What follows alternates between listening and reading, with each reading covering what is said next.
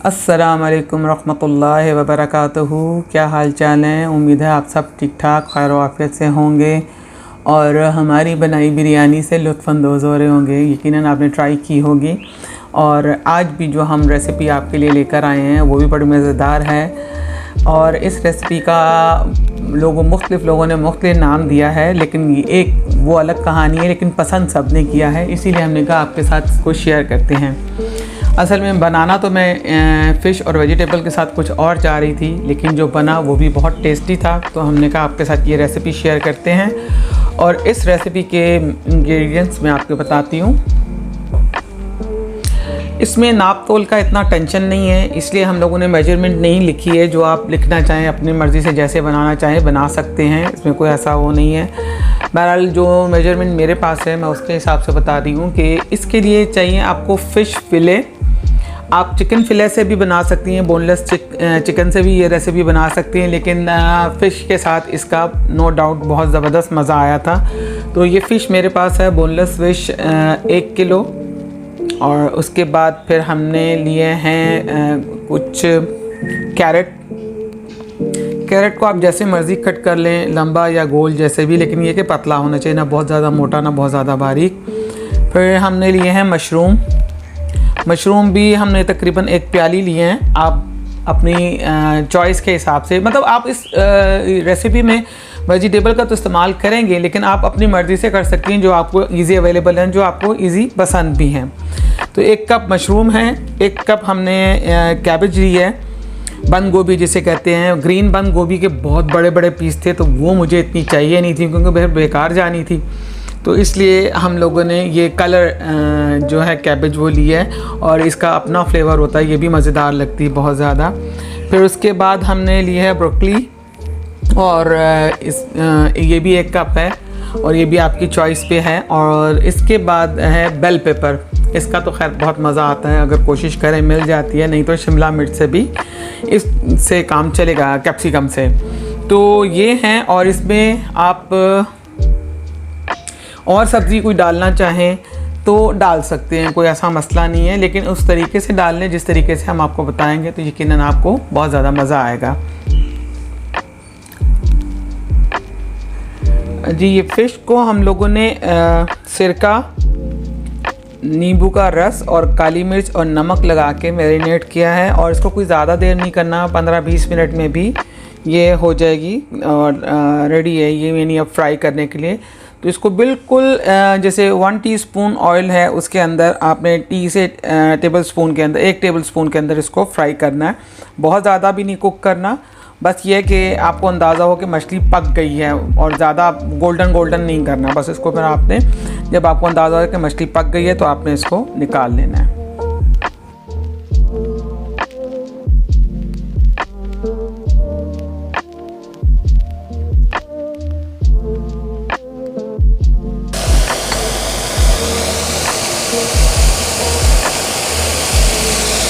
नमक डालने की ज़रूरत हमें यूँ महसूस नहीं हो रही है कि डार्क सोया सॉस में, और ये बल्कि सोया सॉस में तो ऑलरेडी नमक होता ही है, तो इसलिए हमें अलग से नमक डालने की फ़िलहाल ज़रूरत नहीं है। जब हम इन सबको मिक्स करेंगे तो अगर हमें ज़रूरत लगती है कि इसमें मतलब हमारे टेस्ट के अकॉर्डिंग नमक कम है, तो हम उसमें डाल सकते हैं। अदरवाइज़ मेरा नहीं ख्याल कि आपको इतना कोई इशू होगा, क्योंकि फ़िश को हमने नमक लगा के मैरिनेट किया हुआ है, तो वो उसमें बैलेंस हो जाता है। ये बेसिकली डाइटिंग के शौकीन जो हजरात हैं, ख़वातीन और हजरात दोनों, तो वो मेरा ख्याल है बड़ी खुशी के साथ इसे खाएंगे। हमारे यहाँ दावतों में बहुत ज़्यादा ये डिश पसंद करते हैं सभी, और कोई इसे फ़िश सलाद कहता है, मैं इसे फ़िश विद वेजिटेबल कहती हूँ। तो बहरहाल आप भी अपना कोई नामकरण कर लें, हमने कौन सा इनका हकीका करना है, खाना ही है ना, खा के फारिग। तो और बनाइएगा और बताइएगा कि आपको कैसी लगी। इसको ज़्यादा नहीं करना है, मशरूम पानी छोड़ देगा, इसलिए मशरूम का काम भी तमाम। अब जो है वो बेल पेपर है, उसके लिए हमें ऑयल की, अच्छा मशरूम के लिए और इसके लिए मुझे इतना ऑयल ज़रूरत नहीं पड़ी है, क्योंकि ऑलरेडी पैन ग्रेसी था। तो बस सिर्फ इसमें ज़रा सा वो डाला है हमने सोया सॉस, ताकि हल्की हल्की नमक हर सब्ज़ी के अंदर हो जाए फ्राई होके।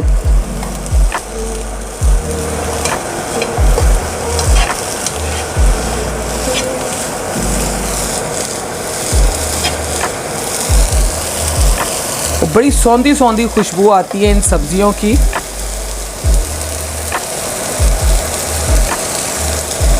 मैं तो खाम में अब तारीफ़ करूँगी सब्जियों की कि मेरी तो सब्जियों से ही अब दोस्ती है। बस लौकी टींडा खाना है। मेरे पेशेंस का अंदाज़ा लगाएं, ये सारी चीज़ें मैं बनाती हूँ और खाती हूँ। ये गोश्त ममनू हो चुका है मेरे लिए, रेड मीट तो कतई नहीं, चिकन भी नहीं, और फ़िश की परमिशन मिली मुझे वीक में 2 टाइम के लिए।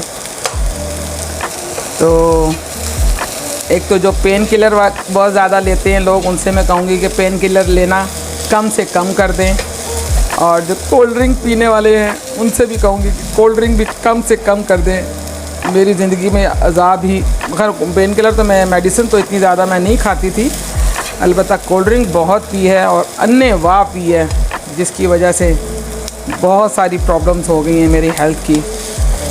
तो मैं तो यही कहूँगी आजकल के बच्चों को जितना कम कोल्ड ड्रिंक पिएँ उतनी ही कम पिएँ, ना ही पिएँ तो अच्छा है, कोई फ़ायदा नहीं इसका ज़िंदगी में।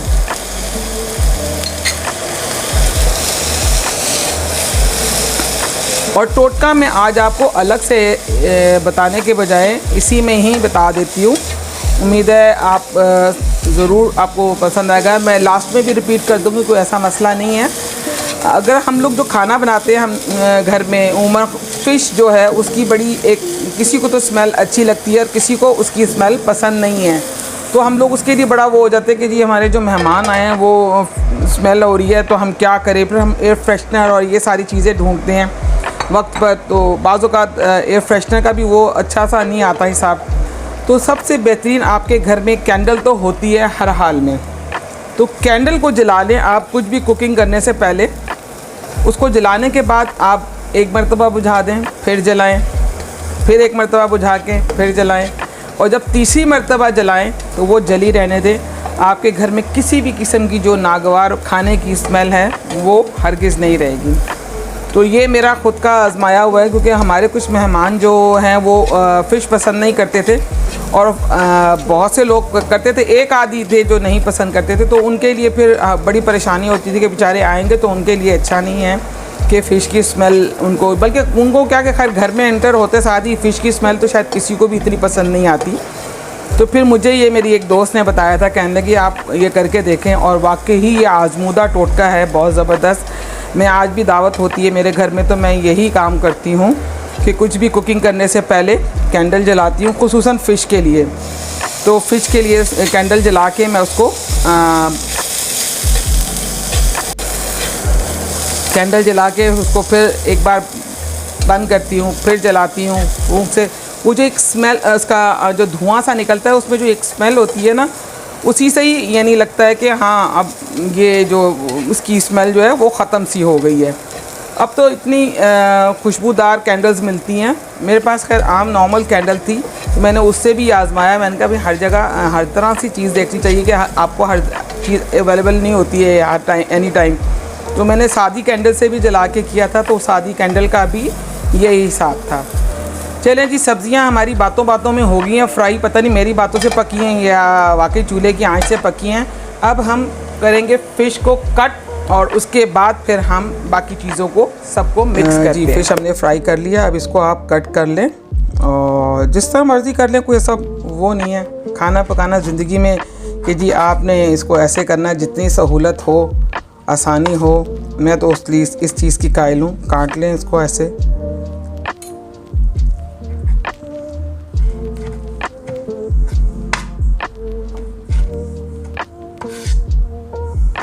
आसानी होनी चाहिए। हम प्रेजेंटेशन के चक्कर में मर जाते हैं। मैं प्रेजेंटेशन की इतनी कायल नहीं होनी भी चाहिए, ये भी नहीं कि नहीं होनी चाहिए, लेकिन आप कहें कि जी ऐसी प्रेजेंटेशन हो, वैसी प्रेजेंटेशन हो, खाना तो पेट में ही जाना है ना, वहाँ कौन सी प्रेजेंटेशन रहती है।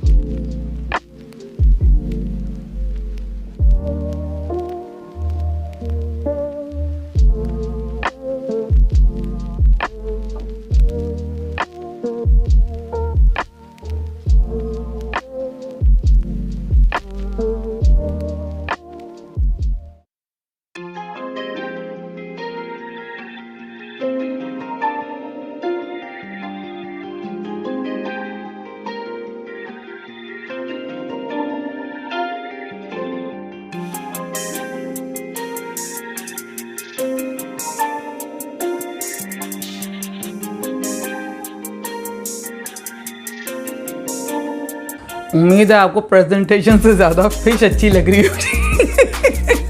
है। मुझे तो बहुत अच्छी लग रही है और बड़े ज़बरदस्त कलर हैं। और यहीं पे वो टोटका जो मैंने आपको दौरान कुकिंग बताया था, एक बार फिर मैं आपको करके दिखा देती हूँ कि आपने किस तरह कैंडल को बार बार 2 बार, ज़्यादा नहीं 2 बार आपने इसको वो करना है। आप ये देख लीजिए, इसको आपने एक बार वो कर दिया और दूसरी बार फिर ऐसे और एक बार फिर आप ये जलती रहने दें। तो इसके बाद आपके घर में इंशाअल्लाह किसी किस्म की कोई स्मेल नहीं होगी। उम्मीद है आपको हमारी डिश के साथ हमारा टोटका ज़्यादा अच्छा लगा होगा, और नहीं, डिश ज़्यादा अच्छी लगी होगी, टोटका उसके साथ अच्छा लगा होगा। तो अपने लाइक एंड कमेंट्स में हमें ज़रूर बताइएगा, शेयर भी कर दें, काम आ जाएगी किसी के। वाह, मज़ा आ गया।